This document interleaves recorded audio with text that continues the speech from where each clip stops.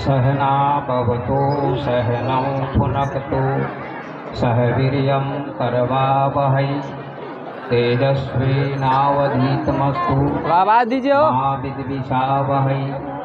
गुरुर्ब्रह्मा गुरुर्विष्णु गुरुर्देवो थोड़ा महेश्वरः सा कम गुरुः साक्षात् परब्रह्म तस्मै श्री गुरवे नमः।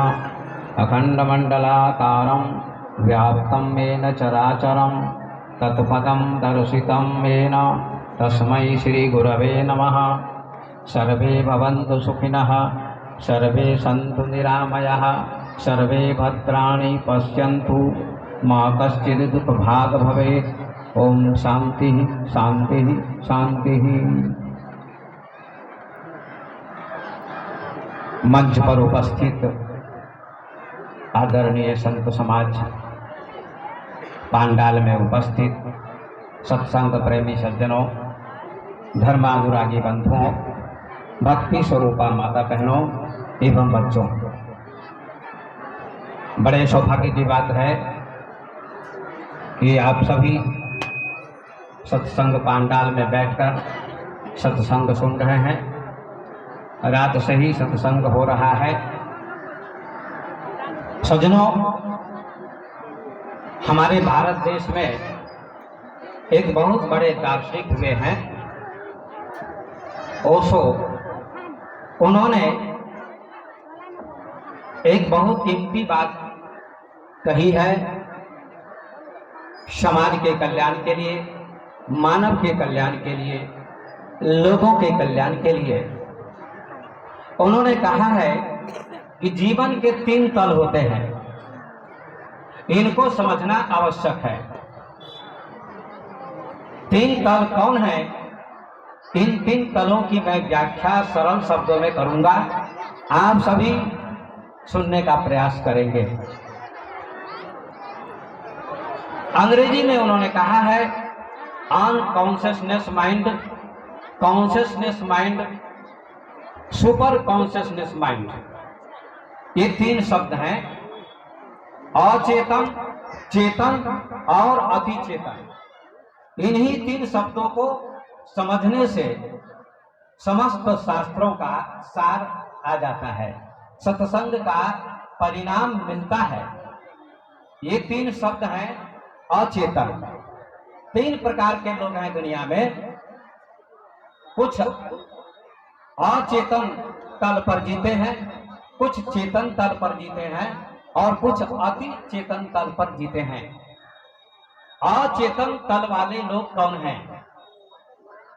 छोटे बच्चे, 1 महीने के बच्चे, 6 महीने के बच्चे, साल भर के बच्चे, पशु पक्षी, ये अचेतन मन में जीते हैं। अर्थात उनको ये ज्ञान नहीं होता है कि मन क्या है, बुद्धि क्या है, मैं कौन हूं। इस बात का पता बच्चों को नहीं होता और पशु पक्षी को भी नहीं होता है। पशु पक्षी शरीर के तल पर जीते हैं, शरीर ही को सब कुछ मानते हैं, इसके आगे उनकी पहुंच नहीं होती है। पशु की भी, पक्षी की भी और बच्चों की भी इतनी ही पहुंच है, शरीर तक की पहुंच, इसके आगे उनकी पहुंच नहीं है। पशु के मन में भी झूठ, कपट, राग, द्वेष बहुत कम होते हैं। बच्चों के मन में भी बहुत कम होते हैं, न के बराबर। बच्चे ये नहीं जानते कि मान क्या होता है, अपमान क्या होता है, छल क्या होता है, कपट क्या होता है, अपना क्या होता है, पराया क्या होता है, बुद्धि क्या होती है, मन क्या होता है, शरीर क्या होता है, इसका भी पता बच्चों को नहीं होता है। इसलिए इसको अचेतन मन कहा जाता है। मन के नीचे की अवस्था का नाम है अचेतन। पेड़ पौधे भी अचेतन में ही जीते हैं, इसके आगे उनकी पहुंच नहीं है।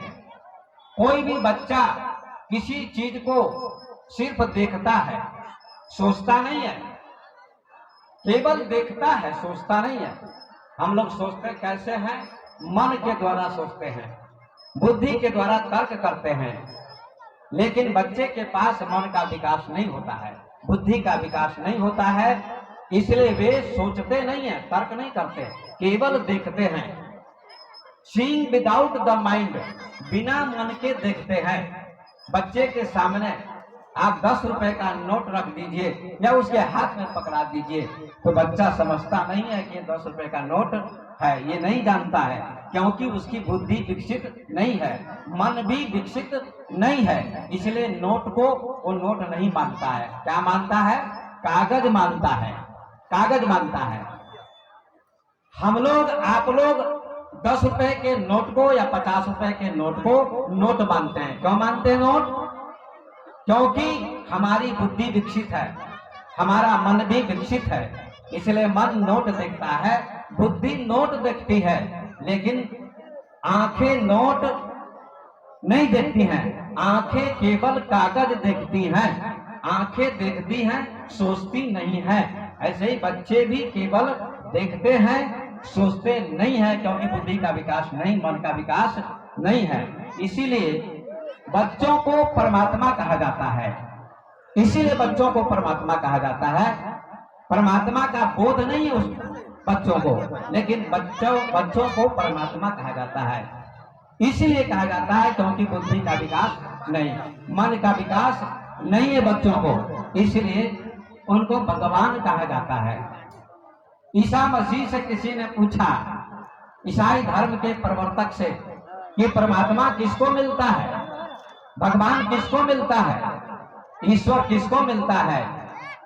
तो ईसा मसीह ने एक छोटे से बच्चे को उठा लिया गोद में और कहा, इस छोटे से बच्चे जैसा जो निष्कपट हो जाएगा, उसी को परमात्मा की प्राप्ति होती है, सबको प्राप्ति नहीं होती है। छोटे बच्चे जैसा होना होगा। संत कबीर साहब ने भी इसी बात का समर्थन किया। उन्होंने कहा है कि मन ऐसा निर्मल हुआ जैसा गंगा नीर, पीछे पीछे हरि फिरे, कहत कबीर कबीर। आपका मन ऐसा निर्मल हो जाए जैसे गंगा का जल होता है।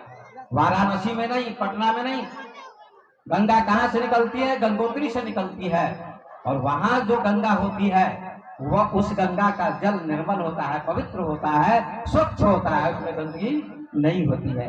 ठीक इसी प्रकार से आपका मन बच्चे की भांति या गंगा जल की भांति जब निर्मल हो जाएगा, निष्कपट हो जाएगा, छल से, कपट से, राग से, द्वेष से, अपने से, पराये से, ऐसे व्यक्ति के हृदय में परमात्मा का निवास होता है, या उसी को परमात्मा की प्राप्ति होती है। कबीर कहते हैं, कबीर साहब, कि ऐसे व्यक्ति के पीछे पीछे परमात्मा चलते हैं या गुरु चलते हैं, जिसका हृदय निष्कपट से रहित हो जाता है। ऐसे व्यक्ति के पीछे पीछे गुरु को भी जाना पड़ता है।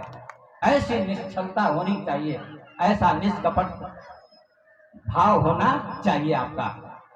तो अचेतन का अर्थ होता है बच्चे की भांति हो जाना, लेकिन बच्चा बुद्धि के तल पर नहीं जीता, मन के तल पर नहीं जीता, शरीर के तल पर जीता है।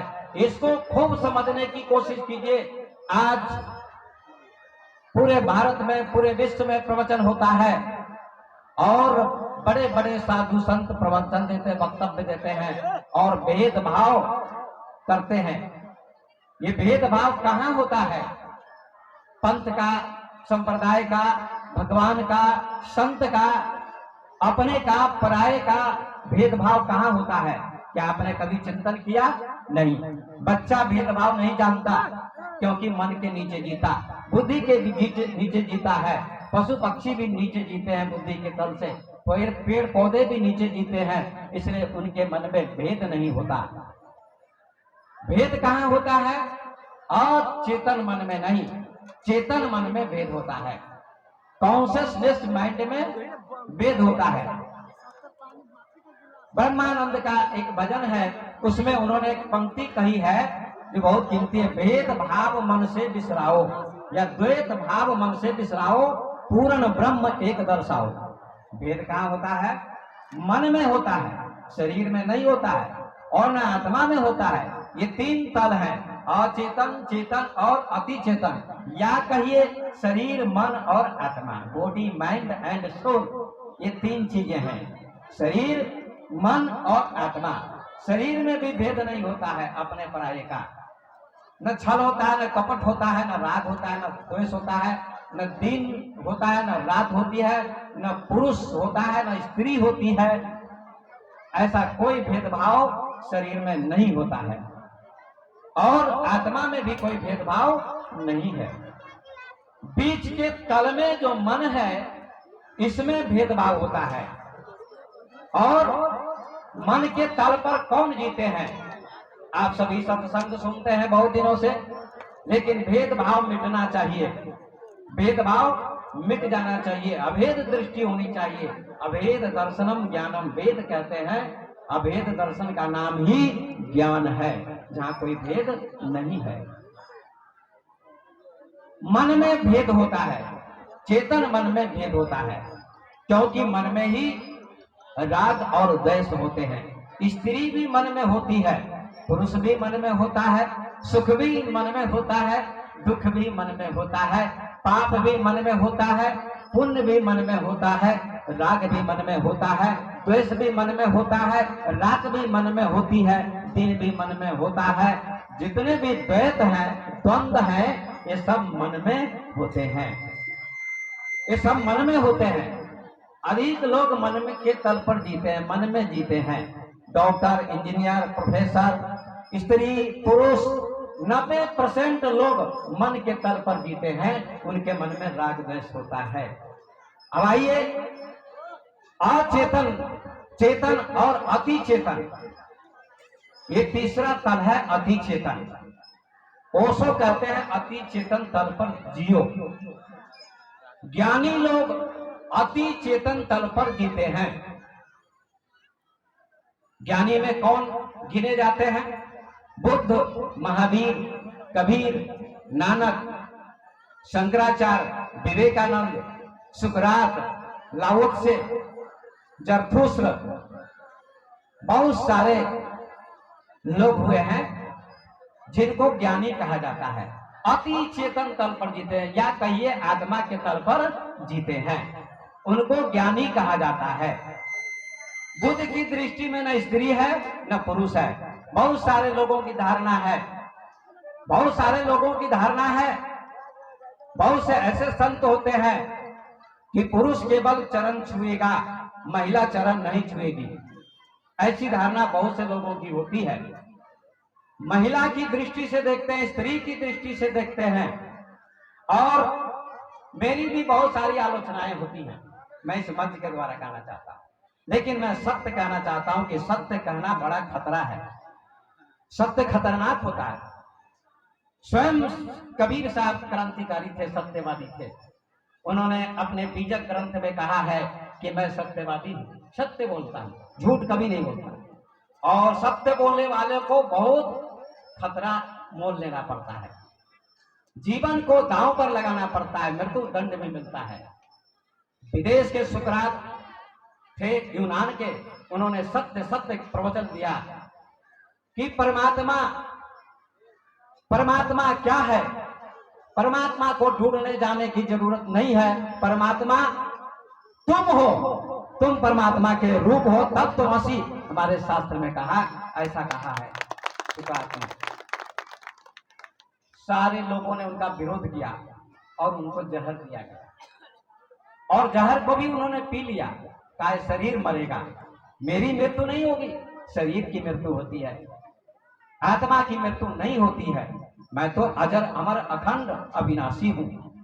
नैनम छिंदंती शस्त्राणी नैनम दहती पाप का, न चैनम कलद्यंते आपो न सोसती मारुता। भगवान गीता में कहते हैं अर्जुन से, इस आत्मा को न आग जला सकती है, न पानी गीला कर सकता है, न आग जला सकती है, न शस्त्र तलवार काट सकती है, ऐसी आत्मा है अर्जुन, वही तुम हो, तत्त्वमसि, तत्त्वम असि, ये उपनिषद का वाक्य है, वही तुम हो। आप शरीर नहीं है, आप मन नहीं है, आप बुद्धि नहीं है, आप आंख नहीं है, आप कान नहीं है, आप हाथ नहीं है, आप शरीर नहीं है, आप इंद्रियां नहीं है, आप इन सभी इंद्रियों के दृष्टा हैं, साक्षी हैं। ऐसा अष्टावक्र ने अष्टावक्र गीता में कहा है। यही आत्मज्ञान है, इसी का नाम आत्मज्ञान है।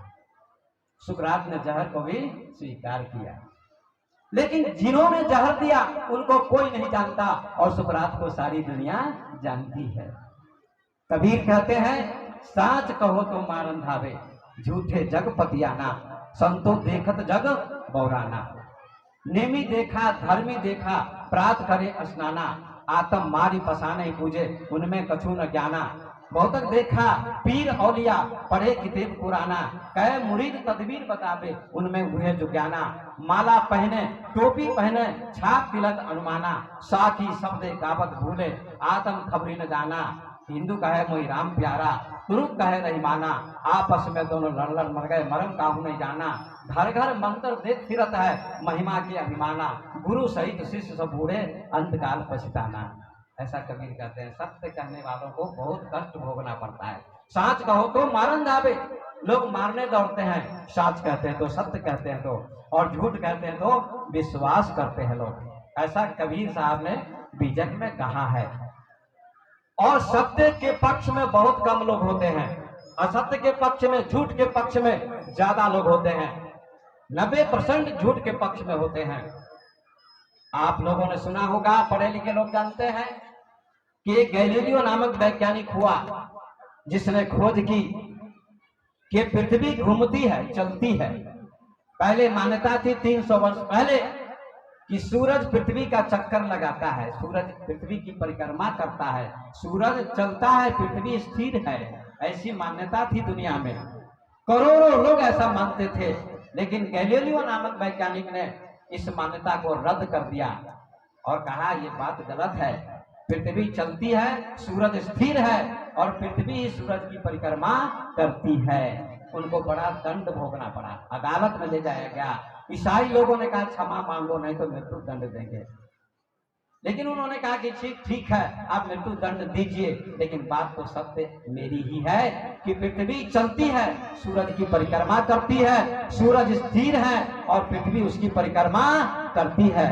और ये बात अभी भी लागू है। इस बात को वैज्ञानिक मानते हैं। स्कूल में पढ़ाई होती है, विद्यालय में पढ़ाई होती है। उनको कष्ट तो भोगना पड़ा, लेकिन निर्णय दिया कि पृथ्वी चलती है। हजारों लोगों की मान्यता को उन्होंने गलत साबित कर दिया। हजारों लोग तंत्र मंत्र को मानते हैं, झूठ को मानते हैं, ढोंग पाखंड को मानते हैं। कबीर ने कहा ढोंग पाखंड करने से मुक्ति नहीं मिलेगी, केवल आत्मज्ञान से मुक्ति मिलेगी। दूसरा कोई मात्र उपाय नहीं है, दूसरा कोई उपाय नहीं है। क्यों? आप भगवान के मंदिर में जाते हैं मांगने या संत के पास जाते हैं तो आप धन की मांग करते हैं, पुत्र की मांग करते हैं, वैभव की मांग करते हैं, संपत्ति की मांग करते हैं। आप साधु को भी गुलाम बनाना चाहते हैं मांगकर। ऐसा मत कीजिए। कबीर ने स्वयं कहा कि ऐसी दुनिया, ऐसी दीवानी दुनिया बाबरी, भक्ति भाव नहीं बूझे जी। कोई आवे तो बेटा मांगे, यही गोसाई दीजिए जी। कोई करावे ब्याह सगाई, भेंट रुपया लीजिए जी। कोई आवे दुक्का मारा, हम पर कृपा कीजिए जी। साचो का कोई ग्राहक नहीं, झूठे जगत पतीजे जी। कहे कबीर सुनो भाई साधो, अंधों को क्या दीजिए जी। मांगने वाले टोटल अंधे हैं, इसलिए किसी चीज की मांग नहीं करनी चाहिए।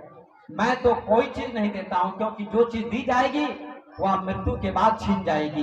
बेटा भी छिन जाएगा, बेटी भी छिन जाएगी, संपत्ति भी छिन जाएगी, पैसे भी छिन जाएंगे, मकान भी छूट जाएगा, सारी चीजें छूट जाएंगी। केवल आत्मज्ञान आपके साथ जाएगा, कुछ भी नहीं जाएगा। इसलिए इसकी मांग करो गुरु से। और सच्चा सदगुरु, क्रांतिकारी गुरु केवल सत्य देता है और कुछ नहीं देता है। सत्य से बढ़ के कोई भी संपत्ति नहीं है मेरे सज्जनों। तो आइए, चेतन तल, अचेतन तल, चेतन तल, अति चेतन तल। चेतन तल कौन है? मन। आप मन में जीते हैं और ये भेदभाव करते हैं कि स्त्री और पुरुष, स्त्री पुरुष का भेदभाव कहाँ होता है? मन में होता है। इससे ऊपर उठिए और अति चेतन तल पर पहुंचिए, आत्मा के तल पर। वहां न स्त्री है न पुरुष है, न अपना है न पराया है, न सुख है न दुख है, न पाप है न पुण्य है। वह स्थिति है अति चेतन तल की स्थिति, समाधि की स्थिति, आत्मा की स्थिति, जहां विचार शून्य हो जाता है। वो ध्यान से होगा। बुद्ध ने ध्यान किया, स्त्री पुरुष का भेदभाव मिट गया। 6 वर्षों तक बुद्ध ने ध्यान किया। आप लोगों को भी ध्यान करना चाहिए, लेकिन ध्यान का अर्थ बहुत कम लोग जानते हैं। बहुत पढ़े लिखे लोग भी ध्यान का अर्थ नहीं जानते हैं। ध्यान की परिभाषा क्या है, इसको समझने का प्रयास कीजिए। एक श्लोक लोग गाते हैं, गायक लोग या प्रवचनकर्ता लोग एक श्लोक गाते हैं, कहते हैं प्रवचन के पहले, वो आप लोगों ने सुना होगा, गुरु ब्रह्मा नहीं, ध्यान मूलम गुरु मूर्ति, पूजा मूलम गुरु पदम, मंत्र मूलम गुरु वाक्य, मोक्ष मूलम गुरु के पास। ये श्लोक बहुत प्रसिद्ध है और ज्यादातर कबीरपंथी लोग गाते हैं गुरु ध्यान मूलम गुरु मूर्ति। गुरु की मूर्ति का ध्यान का मूल है। ध्यान मूलम गुरु मूर्ति, ध्यान का मूल क्या है? गुरु की मूर्ति पर मन को टिकाना, केंद्रित करना, ये ध्यान है, ऐसा ये श्लोक कहता है। लेकिन ये श्लोक ये अर्थ नहीं है इसका। गुरु की मूर्ति पर मन को केंद्रित करना ध्यान नहीं है, ध्यान का मूल नहीं है। ये एकाग्रता है, कंसंट्रेशन है। राम की मूर्ति पर, कृष्ण की मूर्ति पर, शिव की मूर्ति पर या कबीर की मूर्ति पर या गुरु की मूर्ति पर आप अपने मन को केंद्रित करते हैं, स्थिर करते हैं, इसका नाम क्या है? एकाग्रता है, कंसंट्रेशन अंग्रेजी में कहते हैं। ये ध्यान नहीं है, एकाग्रता इसका नाम है। और इसकी सरल व्याख्या करता हूं मैं। आप दौड़ रहे हैं या कोई दौड़ रहा है, जब तक दौड़ रहा है तब तक क्या है? एकाग्रता है। किसी लक्ष्य पर उसका मन केंद्रित है, वहां पहुंचना है हमको, ये क्या है? एकाग्रता। इसलिए कबीर साहब ने कहा, दौड़त दौड़त दौड़िया जहां लगी मन की दौड़, और दौड़ मिठी मन फिर बया वस्तु ठौर की ठौर। दौड़त दौड़त दौड़िया जहां लगी मन की दौड़। आपका मन भाग रहा है, एक क्षण भी स्थिर नहीं है। किसी का मन स्थिर रहता है? नहीं रहता। आंखें बंद कीजिए, दिल्ली, बंबई, कलकत्ता, मद्रास, पटना, काठमांडू, न जाने कहां कहां दौड़ता है। आंख बंद कीजिएगा तो और ज्यादा, शांत बैठिएगा तो और ज्यादा भागेगा। तो क्या करेंगे हम? इसका नाम एकाग्रता है। गुरु की मूर्ति पर, तस्वीर पर मन को केंद्रित करना एकाग्रता है, कंसंट्रेशन है। और जब मन, पहले एकाग्रता साधिए, कीजिए, एकाग्रता साधिए, ध्यान को केंद्रित कीजिए। लेकिन जब मन टिकने लगेगा, शांत होने लगेगा, भागना कम करेगा, इसका नाम हो जाएगा ध्यान। इसका नाम ध्यान है। अंग्रेजी में इसको मेडिटेशन कहते हैं। कंसंट्रेशन एंड मेडिटेशन, एकाग्रता से आगे ध्यान है। नदी दौड़ रही है, इसका नाम एकाग्रता, और समुद्र में मिल जाती है, उसका नाम ध्यान हो गया। ध्यान आगे की चीज है, ध्यान आगे की अवस्था है। महर्षि पतंजलि ने योग दर्शन में कहा है, क्या कहा है? योग के 8 अंग होते हैं, यम, नियम, आसन, प्राणायाम, प्रत्याहार, धारणा, ध्यान और समाधि। ये योग के 8 अंग हैं। पहले यम साधो, नियम साधो, आसन साधो, प्राणायाम करो, धारणा करो, और अंत 7वीं सीढ़ी ध्यान है, जहां मन टिक जाए, ठहर जाए, कोई विचार न रहे मन में। आंख बंद कीजिए और विचार चलते हैं, अच्छे बुरे विचार चलते हैं। जहां अच्छे बुरे विचार शांत हो जाते हैं, विचारों से मन खाली हो जाएगा आपका, कोई विचार नहीं चले, न अच्छा विचार न बुरा विचार, क्योंकि दोनों विचार हैं। आपने सुना होगा, कबीर साहब की पंक्ति है, पाप पुण्य की दो है बेड़ी, एक लोहा एक कंचन केरी। पाप भी एक बंधन है, पुण्य भी एक बंधन है। अच्छा विचार भी बंधन है, बुरा विचार भी बंधन है। बुरा विचार मिटना चाहिए और अंत में अच्छे विचार भी मिट जाते हैं, और दोनों का दृष्टा आत्मा रह जाती है। इसका ज्ञान साधक को होता है, इसका ज्ञान साधक होता है। तो आइए सज्जनों, अति चेतन तल पर कौन जाते हैं? बुद्ध जाते हैं, कबीर साहब जाते हैं, महावीर जाते हैं अति चेतन तल पर। लेकिन हम लोगों की धारणा है, लोग आलोचना निंदा करते हैं, ये धारणा आपकी मिटी नहीं है। जिस दिन स्त्री पुरुष का भेदभाव मिट जाएगा, स्त्री तो रहेगी, पुरुष भी रहेगा, लेकिन आपकी दृष्टि बदल जाएगी। दृष्टि बदलती है तो सृष्टि बदल जाती है, और नजरें बदलती हैं तो नजारे बदल जाते हैं। दृष्टि आपकी बदलनी चाहिए। आप लोगों ने सुखदेव जी का नाम सुना होगा। मैं भागवत कथा भी करता हूं, उसमें सुखदेव जी का प्रसंग आता है। ये प्रसंग थोड़ा सुनाता हूं आपको, क्योंकि बहुत लोगों के मन में भ्रम है कि साधु संत को स्त्री से कोसों दूर रहना चाहिए। ये भ्रम है, ये धारणा है, ये धारणा आपकी मिटनी चाहिए। इस मन में ही स्त्री होती है, मन में ही पुरुष होता है, और मन में ही वासना होती है। जब तक वासना है आपके मन में, कामना है, इच्छा है, तब तक स्त्री दिखाई पड़ेगी, पुरुष दिखाई पड़ेगा। और वासना मिट जाएगी, कामना मिट जाएगी, इच्छाएं मिट जाएंगी, तो आप सारे जगत में एक ब्रह्म का दर्शन करेंगे, परमात्मा का दर्शन करेंगे। ये दृष्टि आपकी हो जाएगी, ये दृष्टि हो जाएगी। और ये दृष्टि कबीर साहब ने दी और बुद्ध ने दी। आइए बीजक का एक प्रसंग सुनाता हूं। कबीर साहब कहते ना कोई स्त्री है ना कोई पुरुष है, ये झूठ है। पंडित देखो हृदय विचारी, को पुरुषा को नारी, सहज समाना घट घट बोले वाको चरित अनुपात। इसी की व्याख्या करता हूं, पद तो बहुत बड़ा है। पंडित देखो हृदय विचारी, और समय पर अपना व्याख्यान मैं बंद कर दूंगा, क्योंकि और लोगों को भी टाइम मिलेगा, तो थोड़ी देर और बोलूंगा, उसके बाद मैं बंद करूंगा अपना व्याख्यान। कबीर कहते हैं पंडित देखो हृदय विचारी। पंडित से उनका विवाद हुआ, विद्वान से उनका विवाद हुआ, शास्त्र ज्ञानी से उनका विवाद हुआ। और पंडित कहते थे कबीर साहब से कि स्त्री होती है, पुरुष होता है। कबीर साहब कहते हैं गलत, आपकी बात गलत है। पंडित देखो हृदय विचारी, को पुरुषा को नारी। हे पंडित, मेरी बात को कान खोलकर सुनो। न कोई स्त्री होती है, न कोई पुरुष होता है। क्यों? स्त्री नाम किसका है? जब तक आपके मन में वासना है, कामना है, इच्छा है, तब तक स्त्री दिखाई पड़ेगी। और इच्छा मिटेगी, कामना मिट जाएगी, वासना मिट जाएगी, तो स्त्री दिखाई नहीं पड़ेगी। आपको क्या दिखाई पड़ेगा? सारे जगत में ब्रह्म का दर्शन होगा, ब्रह्म की अनुभूति होगी। सारे जगत में ब्रह्म की अनुभूति होगी। पंडित देखो हृदय विचारी, कौन पुरुषा को नारी। कौन पुरुष कौन नारी? आप पुरुष हैं, अपने को पुरुष मानते हैं कि मेरा शरीर पुरुष है। ये भी गलत बात है।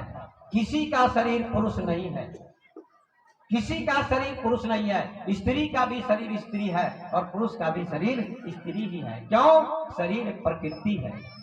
शरीर 5 तत्व से बना हुआ है, और 5 तत्व क्या है? प्रकृति है। जनकपुर एक शहर है, सीतामढ़ी एक शहर है, ऐसे ही शरीर एक शहर है, पूर्ण है, और इसमें एक पुरुष रहता है। उसका नाम चेतना है, चैतन्य है, आत्मा है, सोल है, और वही पुरुष है। इसलिए संस्कृत में इसको पुरुष कहा गया, आत्मा को। अयम आत्मा ब्रह्म, ये आत्मा ब्रह्म है। शरीर पुरुष नहीं है, शरीर मात्र प्रकृति है, स्त्री है। इसको गांठ बांध लीजिए, सही से सुनिए कि शरीर स्त्री पुरुष, पुरुष केवल परमात्मा है, आत्मा है, शरीर स्त्री मात्र है। पंडित देखो हृदय विचारी, को पुरुषा को नारी। कौन पुरुष और कौन नारी? सहज समाना घट घट बोले, वाक्य चरित अनुपा। सबके घट घट में वही पुरुष बोलता है, वही चेतना बोलती है, उसी का नाम पुरुष है, उसी का नाम पुरुष है, और दूसरा पुरुष नहीं है। ये कबीर ने कहा। और सुखदेव जी, भागवत में प्रसंग आता है कि सुखदेव जी 16 वर्ष की उम्र के थे, जा रहे थे, जन्म लेते ही कहते हैं 12 वर्ष के थे। एक कल्पना है, धीरे धीरे 12 वर्ष के हुए, और जंगल की ओर जा रहे थे। उनके पीछे पीछे उनके पिता जा रहे थे। रास्ते में तालाब में कुछ महिलाएं, कुछ कन्याएं स्नान कर रही थी, बिना वस्त्र के स्नान कर रही थी, अपने अपने कपड़े उतार के स्नान कर रही थी। ऐसा भागवत में उल्लेख है। सुखदेव जी उसी रास्ते से जा रहे थे, लेकिन कन्याओं ने वस्त्र धारण नहीं किया, स्त्रियों ने वस्त्र धारण नहीं किया, स्नान करती रही, और सुखदेव जी आगे बढ़ गए। सुखदेव जी ने भी दृष्टि गड़ाकर कन्याओं को नहीं देखा, लड़कियों को नहीं देखा, आगे चलते रहे, जाते रहे, आगे बढ़ गए, क्योंकि सुखदेव जी की दृष्टि में न स्त्री थी न पुरुष था। उनकी दृष्टि ब्रह्ममय थी, ईश्वरमय, परमात्मामय थी। वहीं रख दीजिए ना, वहीं रख दीजिए। उनकी दृष्टि परमात्मामय थी। आगे सुखदेव जी निकल गए, उनके पीछे पीछे व्यास जी जा रहे थे। व्यास जी जब जा रहे थे, सुखदेव जी आगे निकल गए। चरण में रखू ना। उन्होंने न स्त्री को देखा न पुरुष को देखा, किसी को नहीं देखा। उनकी दृष्टि में केवल ब्रह्म था, परमात्मा था। आगे बढ़ गए, उनके पिताजी पीछे पीछे जा रहे थे। जब नजदीक में गए, तालाब के निकट में, व्यास जी जल्दी रख, वहीं रख दीजिए। व्यास जी जब तालाब के निकट गए तो सभी कन्याओं ने झटपट बाहर निकलकर अपने अपने कपड़े धारण कर लिए, साड़ियां पहन ली, कपड़े पहन लिए। कपड़े पहनने के बाद व्यास जी ने नजदीक गए, निकट गए और कहा, बच्चियों, बेटियों, तुम लोगों ने हमारे बेटे को देखकर, सुखदेव जी को देखकर वस्त्र क्यों नहीं धारण किया?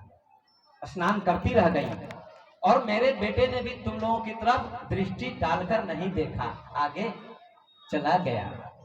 लेकिन तुम लोगों ने हमको देखकर क्यों वस्त्र धारण कर लिया, साड़ियां क्यों पहन ली? इसका उत्तर दो, जवाब दो। तो क्या उत्तर दिया उन कन्याओं ने? सज्जनों, सत्संगियों, उन्होंने उत्तर दिया, कन्याओं ने, लड़कियों ने, कि हे व्यास जी, आपने भागवत की रचना की, आपने महाभारत की रचना की, आपने गीता की रचना की, आपने भागवत की रचना की, आपने ब्रह्मसूत्र की रचना की। आप बड़े विद्वान हैं, आप बड़े विद्वान हैं, लेकिन आप आत्मज्ञानी नहीं हैं, आप ब्रह्मज्ञानी नहीं हैं। आपका बेटा ब्रह्मज्ञानी है, आपकी दृष्टि में स्त्री भी है, पुरुष भी है, आपकी दृष्टि में द्वैत है, दो है, स्त्री पुरुष दो देखते हैं, इसीलिए आपकी दृष्टि में भेद है। तो भेद है, तो इसलिए मर्यादा के पालन के लिए हम लोगों ने वस्त्र धारण कर लिया है, मर्यादा के पालन के लिए। कन्याओं ने बहुत सुंदर जवाब दिया, उत्तर दिया। व्यास जी बड़े संतुष्ट हुए कि मेरा बेटा मुझसे भी आगे है। व्यास जी ने अपने बेटे को प्रणाम किया, उनके त्याग को, उनके ब्रह्म ज्ञान को प्रणाम किया। इसी का नाम ब्रह्मज्ञानी है, इसी का नाम आत्मज्ञानी है। जहां द्वैत मिट जाता है, जहां द्वैत मिट जाता है, उसका नाम ब्रह्म ज्ञान है, आत्मज्ञान है। मेरे सज्जनों, ये सुखदेव जी की दृष्टि थी। भगवान बुद्ध के दो शिष्य कहीं प्रवचन देने जा रहे थे। भगवान बुद्ध ने कहा, बच्चों, बेटों, शिष्यों, जा रहे हो प्रवचन देने, लेकिन एक बात का ध्यान रखना। कहा, क्या गुरुदेव? किसी स्त्री को मत देखना, किसी स्त्री को मत देखना, और 4 फीट से आगे मत देखना। एक शिष्य तो कुछ नहीं बोला। एक शिष्य ने प्रश्न किया, गुरुदेव, हम रास्ते में जाएंगे, स्त्री दिखाई पड़ेगी, यदि हम आंख बंद कर लेंगे तो स्त्री से टकरा जाएंगे, हम तब क्या होगा? चाहे पुरुष से टकरा जाएंगे तो क्या होगा?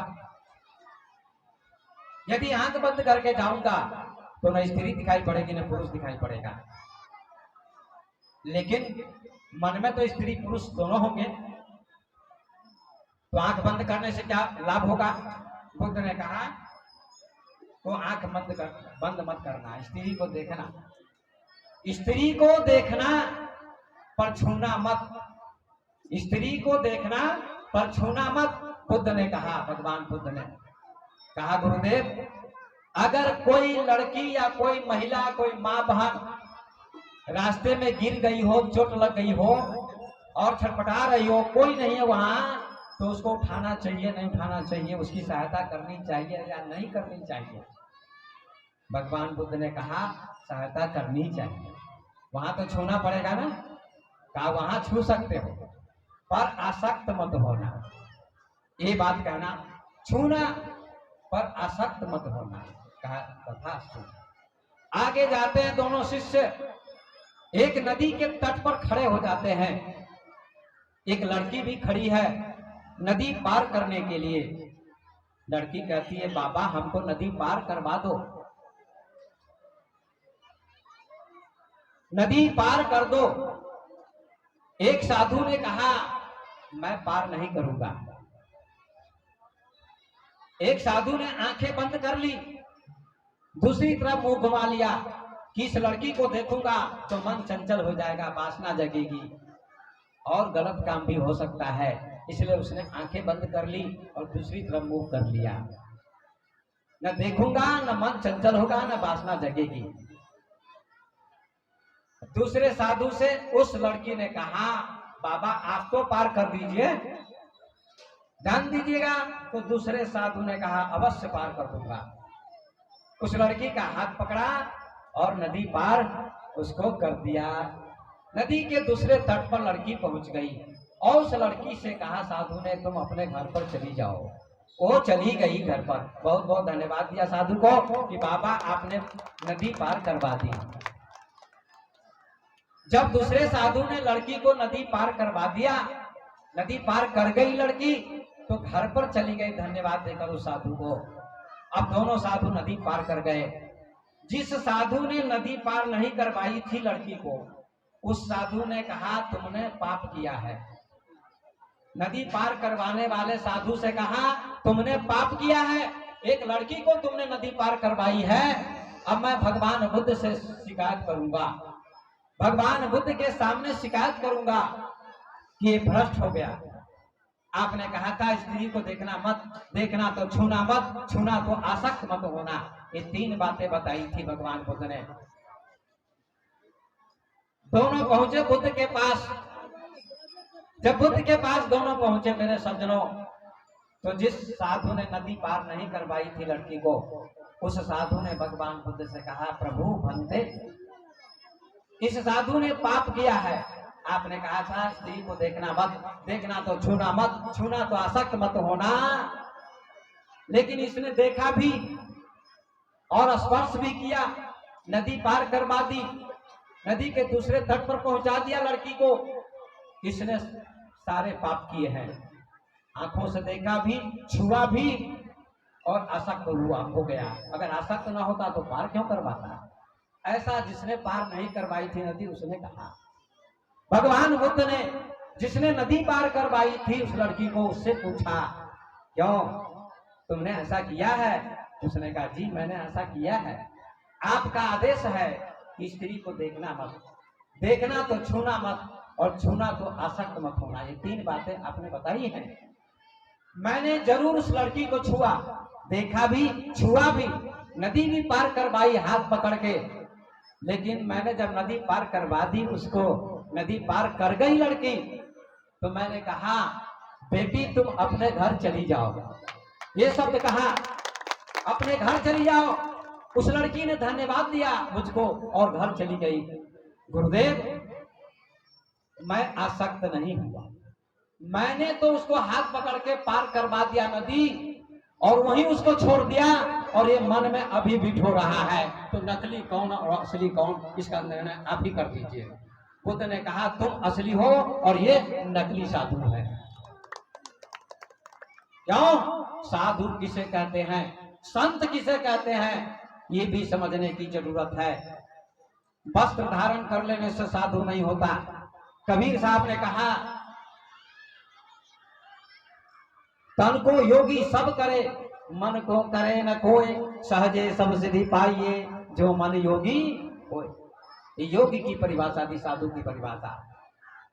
तन को योगी सब करे, शरीर को सभी योगी लोग बना लेते हैं, वस्त्र धारण कर लेते हैं, लेकिन मन को योगी नहीं बनाते। मन में अभी भी कामना है, वासना। स्त्री से दूर क्यों भागते हैं आप? क्यों भागते हैं? क्योंकि आपके मन में वासना है, आप स्त्री से कमजोर हैं, इसलिए स्त्री से भागते हैं। बुद्ध स्त्री से नहीं भागे, कबीर नहीं भागे, नानक नहीं भागे, अष्टावक्र नहीं भागे, लाओ से नहीं भागे, ओशो नहीं भागे। वे जाग गए और सब में ब्रह्म का दर्शन कर लिया। वे जागे माता। साधु का अर्थ होता है जो साधना करता है, उसका नाम साधु है।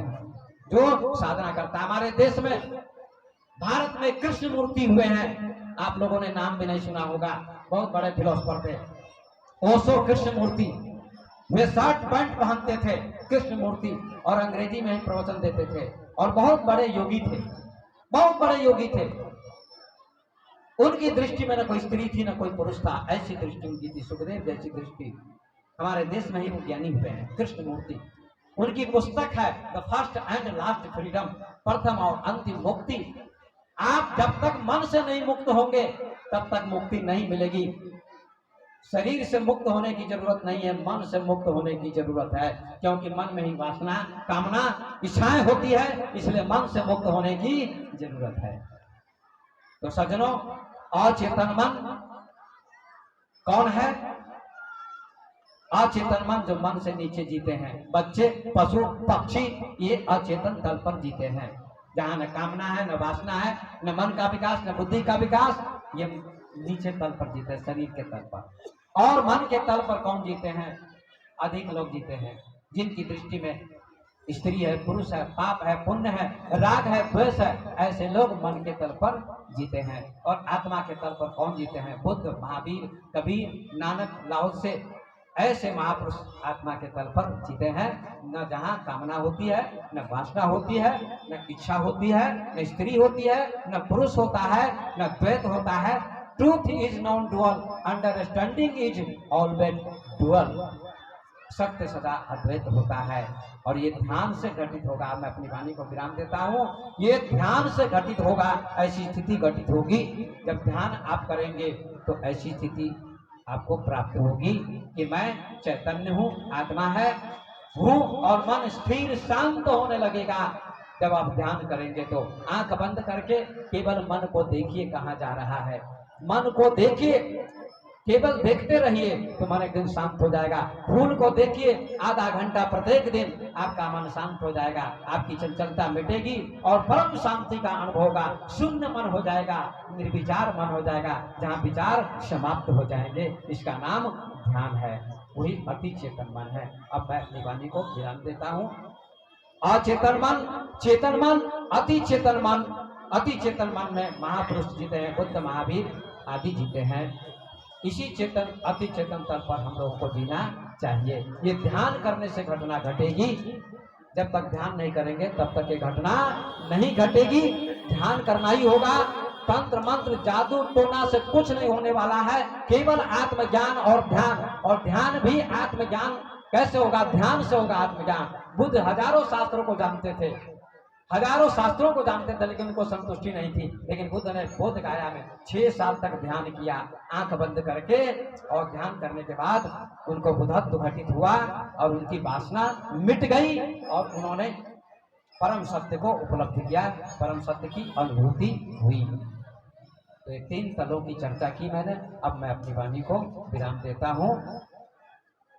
सर्वे भवन्तु सुखिनः, सर्वे सन्तु निरामयाः, सर्वे भद्राणि पश्यन्तु, मा कश्चित् दुःखभाग् भवेत्। ओम शांति शांति शांति।